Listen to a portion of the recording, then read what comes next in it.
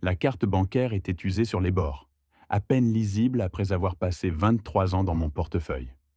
Ma mère l'avait glissée dans ma paume la semaine avant sa mort, ses doigts frêles tremblant contre les miens. Promets-moi que tu ne l'utiliseras que quand tu n'auras vraiment plus rien, avait-elle murmuré. J'avais promis, n'imaginant jamais que j'en aurais réellement besoin.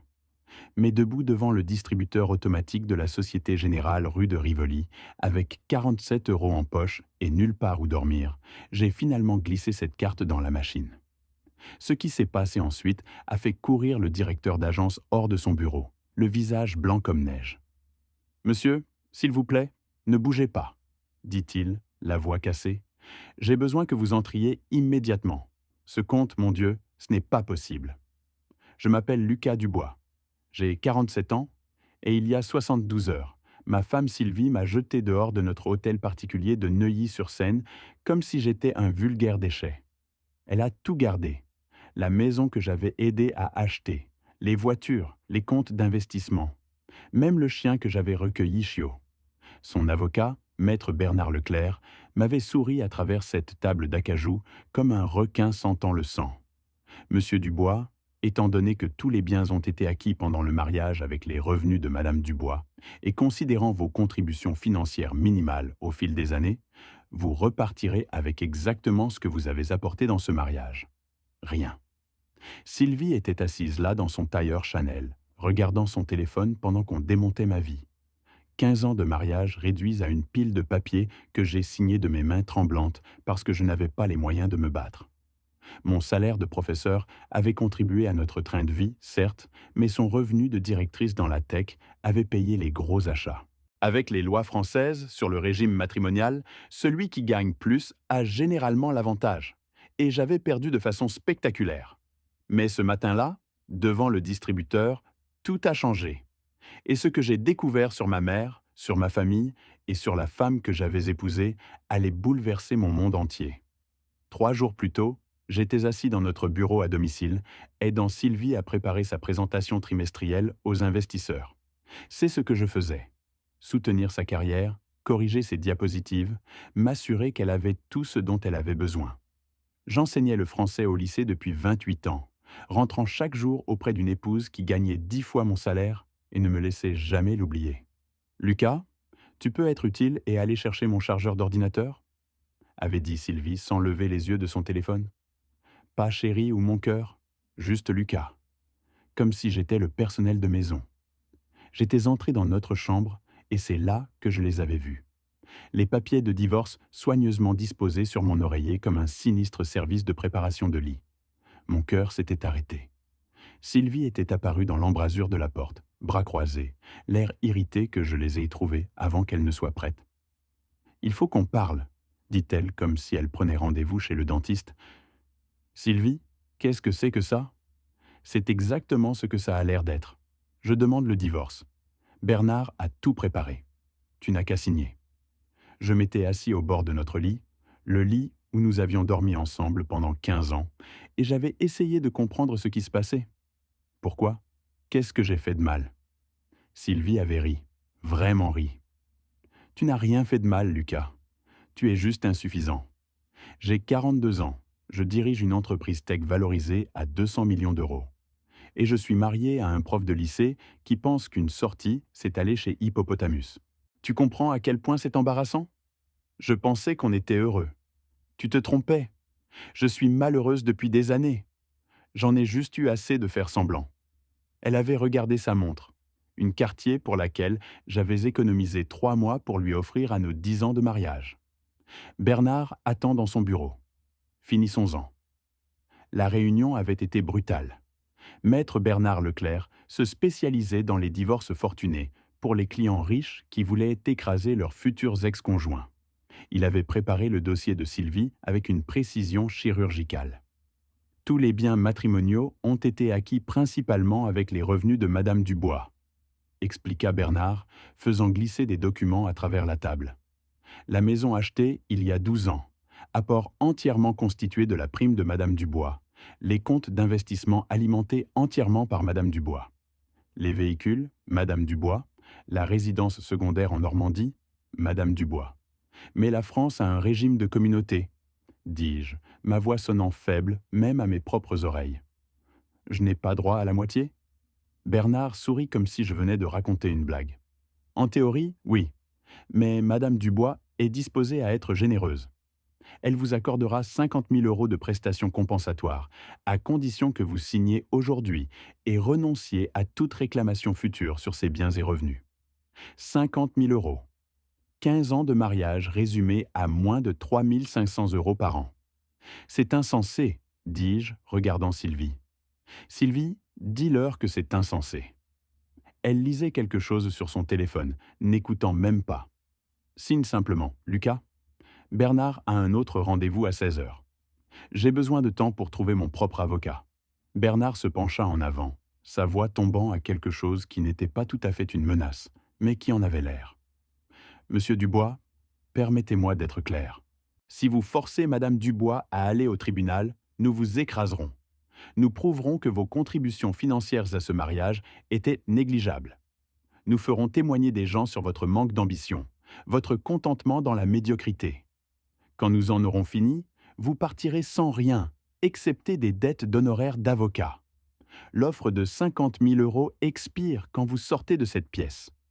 J'avais regardé Sylvie une dernière fois, espérant voir une trace de la femme dont j'étais tombé amoureux dans un café il y a 16 ans, l'étudiante en master qui m'avait dit qu'elle admirait les enseignants parce qu'ils changeaient des vies pour quelque chose de plus précieux que l'argent. Mais cette femme était partie, si elle avait jamais existé. J'avais signé chaque page sans les lire. Choix intelligent, dit Bernard, me tendant un chèque. Madame Dubois a réservé une chambre d'hôtel pour vous jusqu'à la fin de la semaine. Après ça, vous vous débrouillez. Sylvie s'était levée, lissant sa jupe. J'ai emballé quelques-uns de tes vêtements. Ils sont dans le garage. J'ai changé le code de sécurité, alors n'essaie pas de revenir à la maison. Bernard s'occupera du reste. Elle était partie sans se retourner. 15 ans, et elle n'avait même pas pu dire au revoir.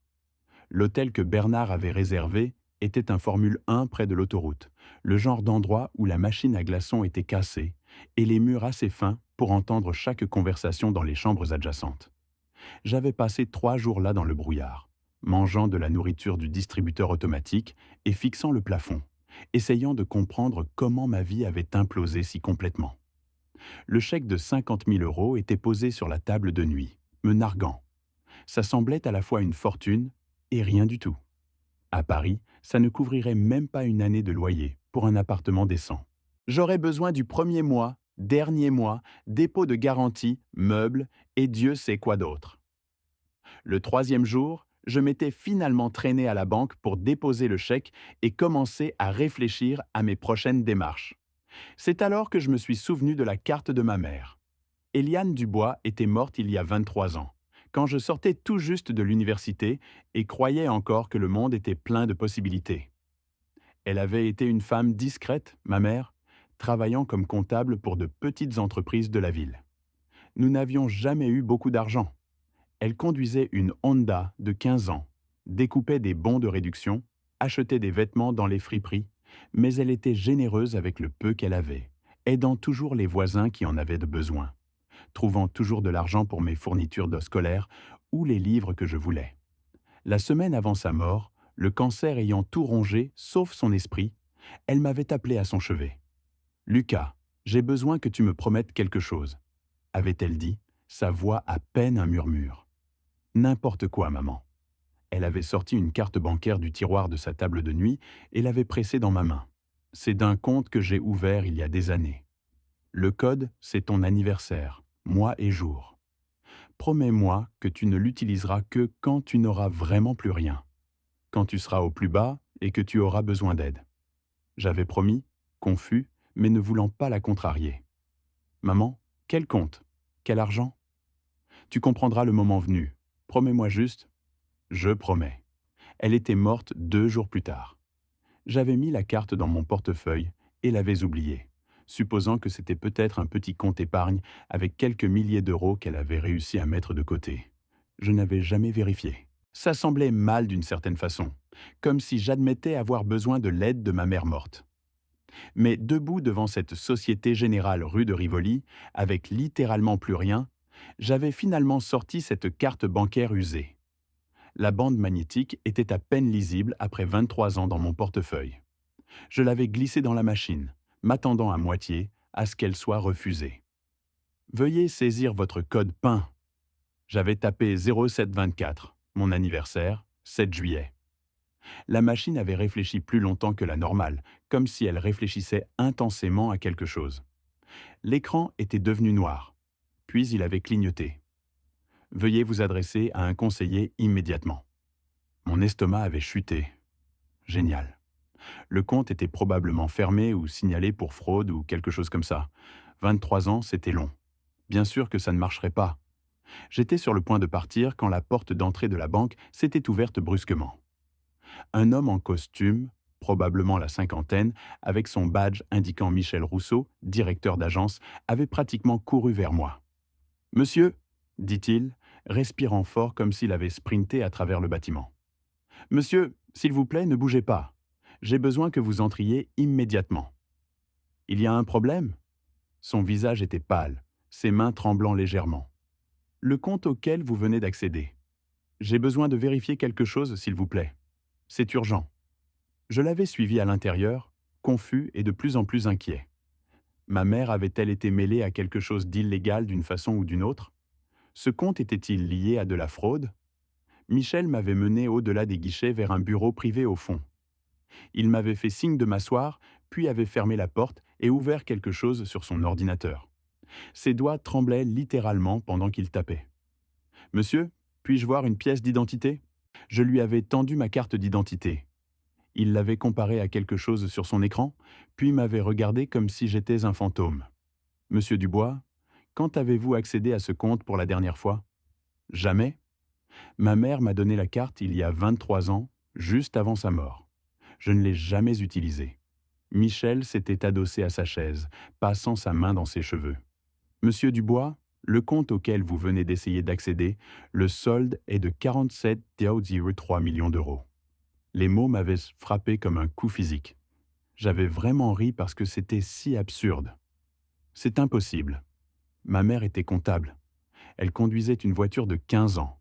Nous vivions dans un appartement de 2 pièces pendant toute mon enfance. Le compte a été ouvert en 1985, continua Michel, la voix toujours tremblante. Le dépôt initial était de 50 000 euros. Il est resté là sans être touché pendant 40 ans, accumulant les intérêts composés. Mais ce n'est pas ce qui rend cela extraordinaire. Il avait tourné son écran d'ordinateur vers moi. J'avais vu un document avec le nom de ma mère, Éliane Marie Dubois, en haut. Votre mère n'était pas juste comptable, monsieur Dubois. Selon ces documents, elle était l'actionnaire principal de quelque chose appelé Holding Financier Sterling. Ce nom vous dit-il quelque chose? J'avais secoué la tête, me sentant comme dans un rêve. Michel avait sorti un autre document. Holding Financier Sterling était une société de capital risque fondée en 1980. Elle avait fait des investissements précoces dans plusieurs entreprises technologiques qui sont devenues des géants de l'industrie. Microsoft, Apple, Oracle. L'investissement initial de 50 000 euros de votre mère avait cru exponentiellement. Ça ne peut pas être vrai. Ma mère n'a jamais mentionné rien de tout ça. Selon ses notes, elle avait spécifiquement demandé que vous ne soyez pas informé du compte jusqu'à ce que vous y accédiez. Il y a une lettre ici qui était censée vous être remise. Il avait ouvert un tiroir de bureau et sorti une enveloppe scellée qui avait l'air d'être là depuis des décennies. L'écriture de ma mère sur le devant, « Pour Lucas, quand il en aura le plus besoin ». Mes mains tremblaient en l'ouvrant. Le papier à l'intérieur était jauni par l'âge, mais les mots étaient au clair. « Mon très cher Lucas, si tu lis ceci, cela signifie que tu as finalement utilisé la carte. Cela signifie que tu as touché le fond. Et je suis désolé de ne pas être là pour t'aider à traverser ça, mais peut-être que d'une certaine façon je le suis. Tu es probablement confus au sujet de l'argent. Laisse-moi t'expliquer. Quand j'avais 25 ans, je travaillais comme comptable pour une petite start-up appelée Holding Financier Sterling. Le fondateur, Jack Sterling, ne pouvait pas se permettre de me payer beaucoup, alors il m'a offert des parts dans l'entreprise à la place. Je n'avais aucune idée de ce que cela signifiait, mais j'avais besoin du travail, alors j'ai accepté. Ces parts sont devenues des millions quand les investissements de l'entreprise ont rapporté. J'aurais pu vivre comme une reine, Lucas, dans le luxe et l'opulence. J'aurais pu acheter un château avec des domestiques, conduire des voitures de luxe, porter des bijoux qui coûtent plus que la plupart des gens ne gagnent en une vie. J'aurais pu voyager dans le monde entier en première classe, manger dans les meilleurs restaurants, fréquenter les cercles les plus exclusifs de Paris. Mais j'ai choisi consciemment, délibérément, de ne pas le faire. Et je veux que tu comprennes pourquoi. J'ai vu trop de gens que je connaissais détruire leur vie avec une richesse soudaine. Mon cousin Pierre, qui a hérité de son père et a tout perdu au jeu en 2 ans. Ma collègue Marie, dont la famille s'est déchirée en procès interminables pour un héritage. J'ai vu des familles entières déchirées par l'argent, par la cupidité qui s'insinue dans les cœurs comme un poison lent et insidieux, par des gens qui en viennent à aimer les euros plus qu'ils ne s'aiment les uns les autres, qui perdent leur âme dans la poursuite du luxe et du statut social. L'argent change les gens, mon fils. Il révèle qui ils sont vraiment. Et ce qu'il révèle n'est pas toujours beau à voir. Alors j'ai fait un choix qui a guidé toute ma vie depuis. Je vivrai simplement, humblement, comme si je n'avais rien. Je travaillerai dur chaque jour dans mon petit bureau de comptable. Je conduirai ma vieille voiture. Je découplerai mes coupons de réduction le dimanche matin avec mon café. Et j'économiserai tout, absolument tout pour toi. Pour le moment où tu en aurais vraiment besoin, désespérément besoin. Pas pour le plaisir superficiel ou le luxe vide de sens, mais pour la survie, pour une seconde chance quand la vie t'aurait mis à genoux et que tu n'aurais plus nulle part où aller. Je voulais que tu grandisses en comprenant la valeur réelle des choses, que tu apprennes que le bonheur ne vient pas de ce que tu possèdes, mais de qui tu es. Je voulais que tu sois humble, travailleur, bon. Et si je t'avais élevé dans la richesse, entouré de luxe, je crains que tu serais devenu quelqu'un d'autre, quelqu'un que je n'aurais peut-être pas reconnu. J'ai ouvert ce compte avec des instructions spécifiques et légales très détaillées. J'ai travaillé avec des avocats pendant des mois pour m'assurer que tout était parfaitement en ordre. Tu ne pouvais y accéder que dans des circonstances précises. Quand tu n'avais plus rien d'autre, absolument plus rien, quand tu étais à ton plus bas, au fond du gouffre. Parce que c'est à ce moment-là, et seulement à ce moment-là, que l'argent compte vraiment le plus. Pas quand tu es confortable et que la vie te sourit, mais quand tu es désespéré et que tu as besoin d'un miracle. C'est à ce moment-là que l'argent peut sauver une vie plutôt que la gâcher. Le montant dans ce compte est entièrement et légalement à toi, mon fils. Pas d'impôts grâce aux structures que nous avons mises en place. Pas de restrictions, pas de conditions à remplir. Il attend là patiemment depuis toutes ces années que tu en aies besoin. Et si tu lis cette lettre à cet instant précis, ce moment est finalement arrivé. Le moment que j'ai prévu, que j'ai anticipé, celui où tu aurais besoin de ta maman, même si elle n'est plus là. Utilise-le sagement, mon fils chéri. Pas pour acheter des choses matérielles et sans valeur qui ne t'apporteront qu'un bonheur éphémère, mais pour construire quelque chose de significatif et de durable, pour recommencer ta vie sur de nouvelles bases plus solides, pour devenir l'homme bon et fort que j'ai toujours su que tu pouvais être au fond de ton cœur. L'homme que j'ai vu grandir, que j'ai élevé avec tout mon amour. Cet argent n'est pas une fin en soi. C'est un outil, un moyen. Utilise-le pour retrouver ta dignité, pour te défendre si quelqu'un t'a fait du mal, pour avoir des options quand on essaie de te dire que tu n'en as pas. Utilise-le pour vivre, pas juste pour survivre.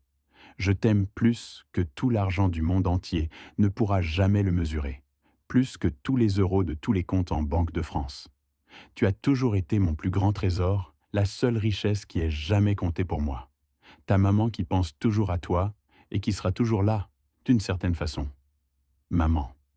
J'étais assis là dans le bureau feutré de Michel Rousseau, avec ses murs lambrissés et ses diplômes encadrés, les larmes coulant librement sur mon visage sans que je puisse les arrêter ou que je veuille même essayer, tenant entre mes mains tremblantes une lettre jaunie par le temps d'une mère morte depuis 23 ans, mais qui avait su exactement, précisément, quand j'aurais besoin d'elle. Qui m'avait tendu la main à travers les décennies pour me sauver au moment où j'avais touché le fond. Ma gorge était serrée, ma vision brouillée par les larmes. Je pouvais presque entendre sa voix en lisant ces mots. Cette voix douce et rassurante qui m'avait bercé enfant, qui m'avait encouragé pendant mes études, qui m'avait consolé lors de mes premiers chagrins.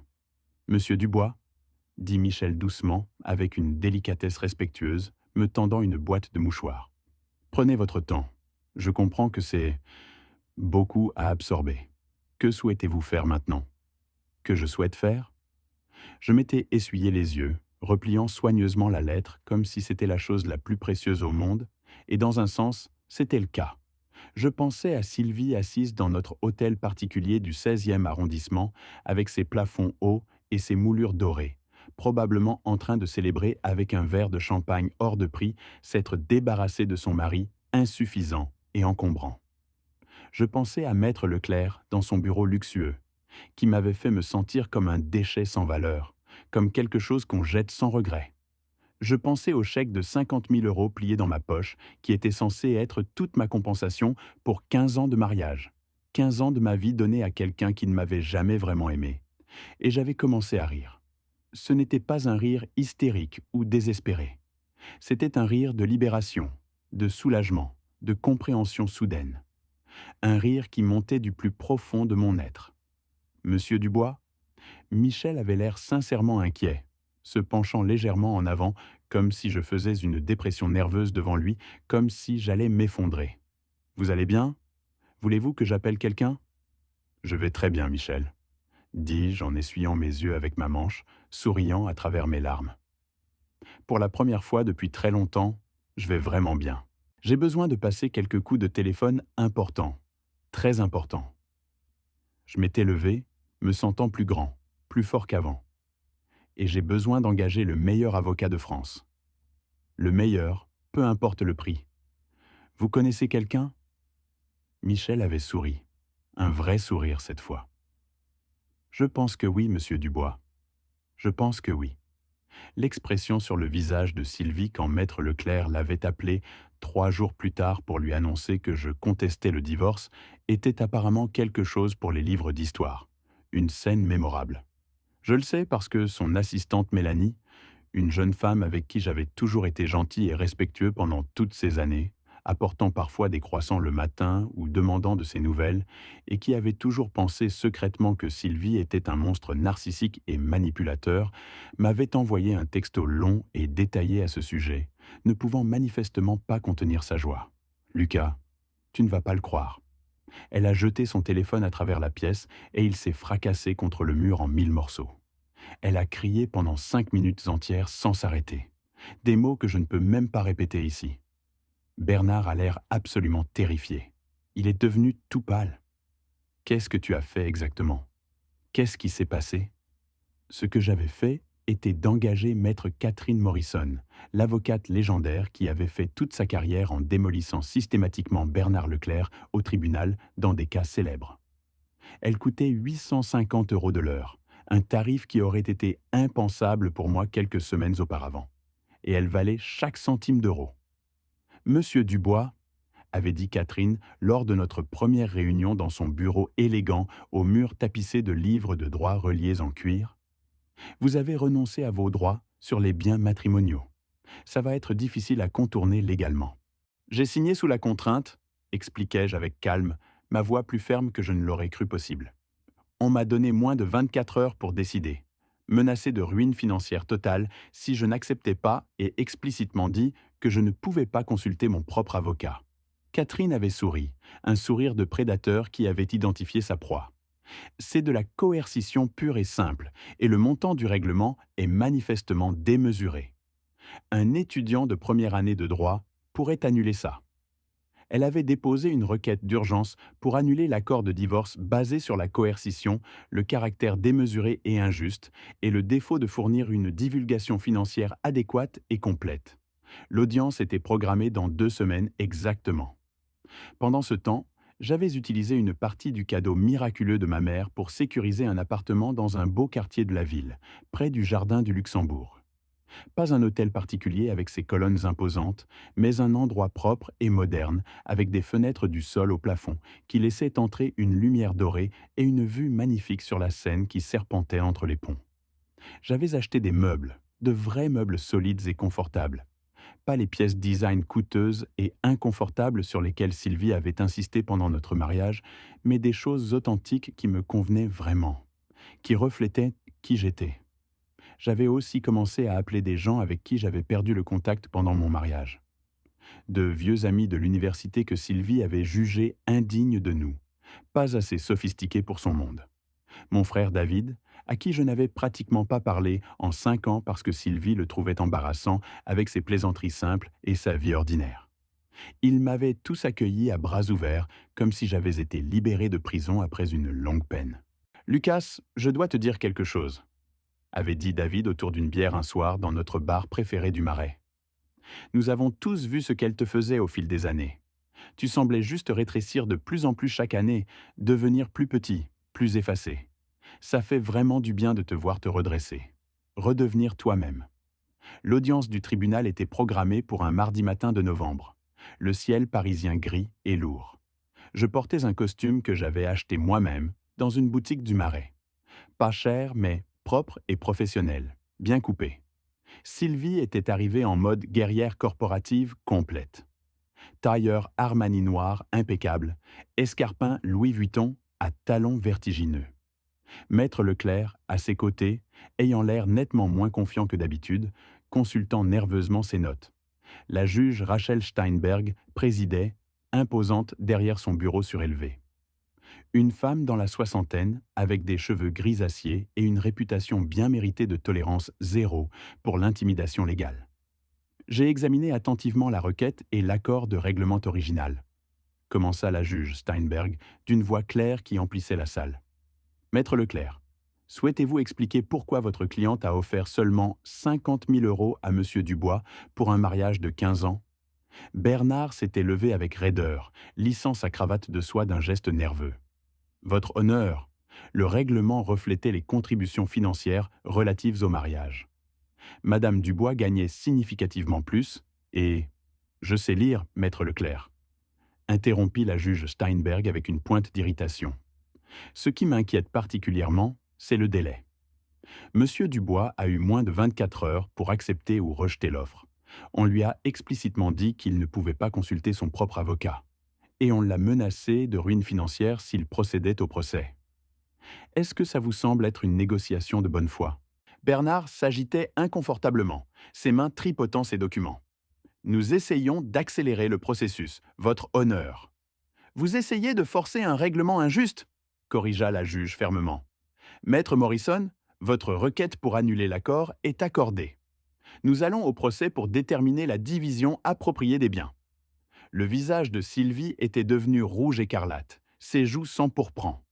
Elle s'était penchée pour murmurer quelque chose de véhément à Bernard, qui avait secoué la tête et murmuré en retour d'un ton urgent. Elle s'était levée brusquement, sa chaise raclant bruyamment le sol. « Votre honneur, j'aimerais parler. » La juge Steinberg avait levé un sourcil surpris. « C'est hautement irrégulier, Madame Dubois. »« Je comprends, mais c'est mon mariage et mon argent. J'ai le droit d'être entendue. » La juge avait fait signe qu'elle pouvait continuer avec un geste de la main. Sylvie s'était tournée pour me faire face directement, son expression un mélange explosif de fureur et d'incrédulité. « Lucas, qu'est-ce que tu fais? Tu as accepté le règlement. Tu as signé les papiers. Tu ne peux pas juste décider que tu veux plus d'argent maintenant, parce que tu as des regrets. » Je m'étais levé lentement, et Catherine avait mis une main protectrice sur mon bras, mais je l'avais doucement retirée avec un sourire reconnaissant. « Votre honneur, puis-je répondre ?» La juge Steinberg avait hoché la tête avec intérêt. J'avais regardé Sylvie, vraiment regardé pour la première fois depuis des mois, et n'avais rien ressenti. Pas de colère brûlante, pas d'amour résiduel, pas de ressentiment amer, juste rien. Un vide paisible. « Sylvie, je ne fais pas ça parce que je veux ton argent. Je fais ça parce que ce que tu as fait était profondément mal. Tu m'as intimidé pour accepter un règlement injuste parce que tu pensais que j'étais faible et que je n'avais pas d'autres options. Tu m'as traité comme si je ne valais rien parce que je ne gagnais pas autant d'argent que toi. Mais ma mère m'a laissé un cadeau, pas parce que je le méritais, mais parce qu'elle m'aimait inconditionnellement. Et ce cadeau m'a donné quelque chose que tu as essayé de m'enlever. Des options. Les yeux de Sylvie s'étaient plissés dangereusement. Quel cadeau? Un héritage, dis-je simplement avec un calme surprenant. Assez pour que je n'ai pas besoin de tes 50 000 euros. Assez pour que je puisse me permettre les meilleurs avocats et me battre au tribunal aussi longtemps que nécessaire. Maître Leclerc s'était levé rapidement, presque précipitamment. Votre honneur, la richesse nouvellement découverte de Monsieur Dubois est irrelevante à la division des biens matrimoniaux. En fait, Maître Leclerc, avait dit Catherine en se levant avec grâce, c'est extrêmement pertinent. Cela prouve que vos menaces de ruine financière étaient vides et manipulatrices. Mon client ne se bat plus pour la survie, il se bat pour le principe. La juge Steinberg regardait l'échange avec un intérêt évident et croissant. Cette affaire va au procès. J'ordonne aux deux parties de soumettre une divulgation financière complète, incluant tous les biens acquis avant, pendant ou après le mariage. Nous nous reverrons dans 60 jours. Le procès avait duré 3 semaines intenses et il était magnifique à observer. Catherine Morrison avait systématiquement déchiqueté chaque argument que Maître Leclerc avait présenté. Elle avait amené des témoins qui avaient témoigné de mes contributions à la carrière de Sylvie, les dîners élaborés que j'avais organisés pour ses clients importants, les présentations que j'avais corrigées tard dans la nuit, le foyer impeccable que j'avais géré pour qu'elle puisse se concentrer uniquement sur le travail. Elle avait amené des experts financiers qui avaient témoigné que 50 000 pour 15 ans était démesuré et punitif.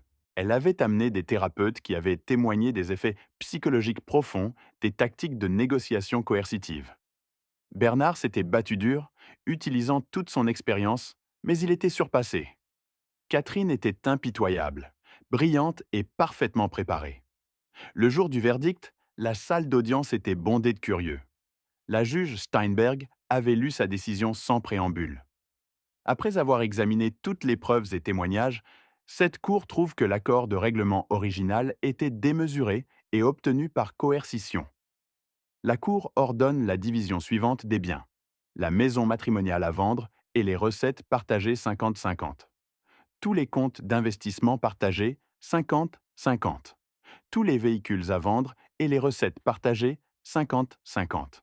Madame Dubois paiera à Monsieur Dubois 450 000 euros de prestations compensatoires pour égaliser le règlement. Affaire close. Sylvie avait l'air d'avoir été giflée, son visage pâle de choc. 450 000 euros, en plus de la moitié de tout. C'était probablement 3 millions au total, une fois tout divisé et vendu.